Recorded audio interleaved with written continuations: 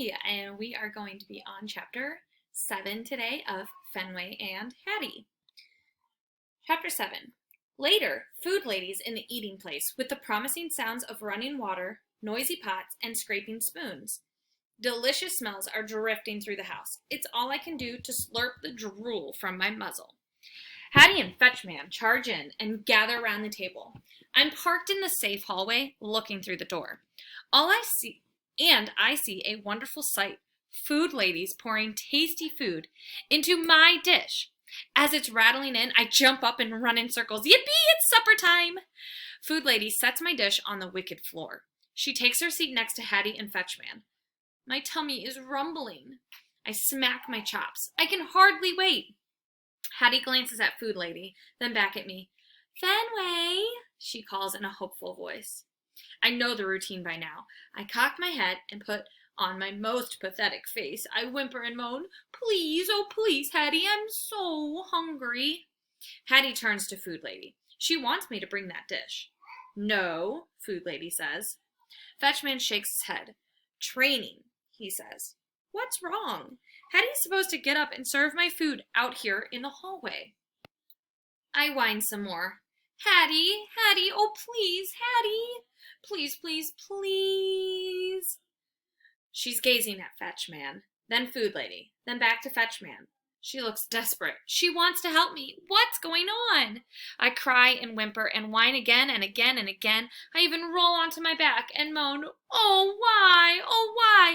Isn't anybody feeding me? There's only so much suffering one dog can take. It's hard work. I keep whining and moaning while my humans finish eating and put everything away. Hattie acts like it hurts to look at me. The feeling is mutual. Just when I'm ready to give up, Hattie walks out of the eating place and over to the front closet. I spring up to see what's going on. She's holding her backpack and something even better. My leash. Good thing I showed up. Fetchman grabs jingling keys. Food Lady reaches for her purse. This can only mean one thing. We're going for a ride in the car. Whoopee! Fetchman and Food Lady are chattering up front. Me and Hattie are cuddled in the back. She speaks to me in a quiet voice, like she's telling me a secret, and she pets me over and over. My nose detects a fabulous scent in her backpack. There's no doubt about it, that thing is loaded with treats. Hattie's obviously planning to give them to me. I can't stop licking her face. This is the way it's supposed to be. My Hattie is back. When the car stops, I barrel out of the door, ready for all the fun we're about to have with all those treats. And when I search around the parking lot, there's more excitement right in front of my eyes and my nose. Lots of dogs and humans, and they're headed into a giant building. An indoor dog park? Hooray! Hooray! I pull Hattie through the doors and I can't get in fast enough. But inside, it's disturbingly quiet. And worse, the dogs are all on leashes. What is this place? I say as we approach a yellow lab. After we politely sniff each other's bums, he tells me that his name is Lance. He's with a tall human who smells like hamburger. Don't know, dude, he says, but then I rarely do. Well, it's going to be wonderful, I say. He gazes at me blankly. Huh? I nuzzle Hattie's leg. This is my short human. Her backpack is full of treats. He perks up. Treats? Awesome!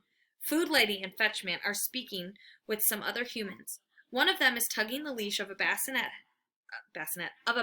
hound who looks like he wants to run away. Does he know something I don't? We introduce ourselves. His name is Rocky. This place sure is curious. It must be explored. Nose to the floor, I lead Hattie from corner to corner, intoxicated by the amazing aromas. Every single inch of space smells like dogs. All kinds of dogs. I detect whiffs of schnauzers and boxers and poodles and every other breed I can imagine. Even more than I've ever smelt before. Has every kind of dog in the world been here? Talk about a promising sign. This place is probably the best indoor dog park ever. Or maybe dog heaven. As I continue to sniff, I discover something even more incredible. Treats! And it's not just the delicious kind in Hattie's backpack. Wowie! It's a smorgasbord of dog treats. Cheesy, livery, beefy. The smells are totally overwhelming. I pivot and jump on Hattie's legs. This is going to be mind-blowing, I bark. I can hardly wait till the fun starts. She looks around uneasily and shifts her backpack to her other shoulder. She smells nervous. Why isn't she more excited? And more importantly, why isn't she handing over the treats? Suddenly, I notice that one human is striding towards us, very purposefully. Like maybe she wants some treats too? Well, she's going to have a fight on her hands. Or maybe not. The one human's energy is friendly, yet her posture is telling me to stay on guard. A bad combination. She starts talking, and Hattie's treating her like she's very important. She says that mysterious word, training, too. Hattie grips the leash tighter, like she wants to keep her loyal dog close. There's something puzzling about this one human. Besides the fact that she smells like the same wonderful combination of dogs and treats as everything else in this place, all of a sudden she turns and begins talking to everyone like she's in charge. And the humans all fall for it. They go quiet, staring at her with rapt attention. The dogs, not so much. Rocky digs his hind claws into the floor like he's being dragged into the vet's office. The roundest beagle I've ever seen turns to me with noticeable effort. Did I hear something about treats? I bounce on my paws. You bet, I say. Tons of them. I smelled them with my own nose. Good, I'm starving, she says. But there better not be any work involved. I don't do work. I gaze at her, bewildered. She tells me her name is Sadie. The one human keeps on talking. The humans keep on listening. And the dogs have no idea what's going on. Do the humans expect us to just hang out and wait patiently?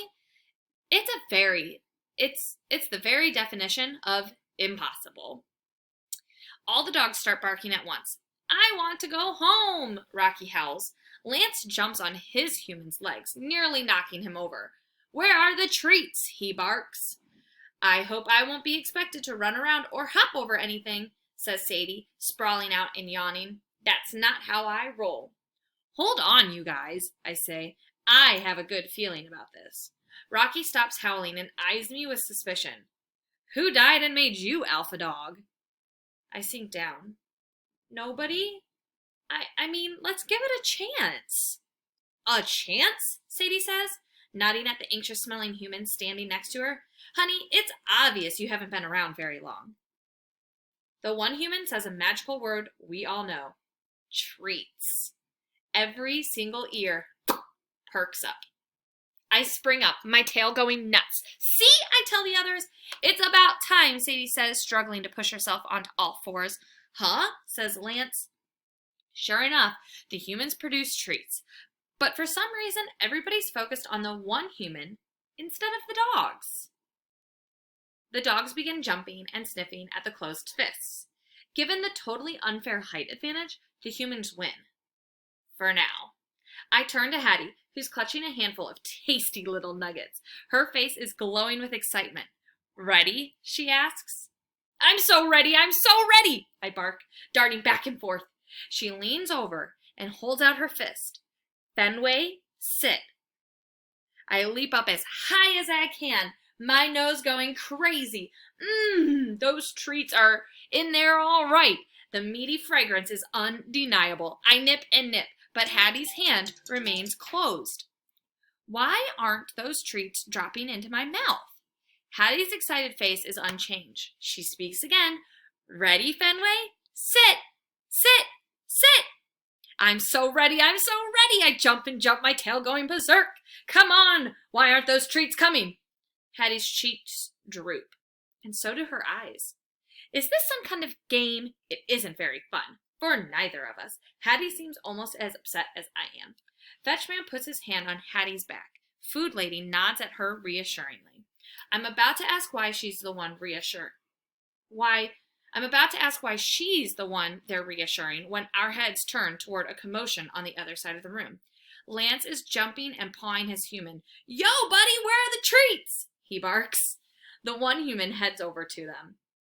Lance's human steps aside as if he expects the one human to rescue him. He's grimacing like he's in pain, or perhaps he's afraid of what's next. Lance turns to the rest of us. What are you looking at? The one human stands over Lance, stares straight into his eyes, and something changes. His face becomes completely focused. He gapes at the one human like she's a ham bone. Sit, she says. And he plunks onto his bum, and voila! A treat falls into his mouth. It's beyond impressive. But it's not over. Stay, the one human says, holding out her arm, and she steps back.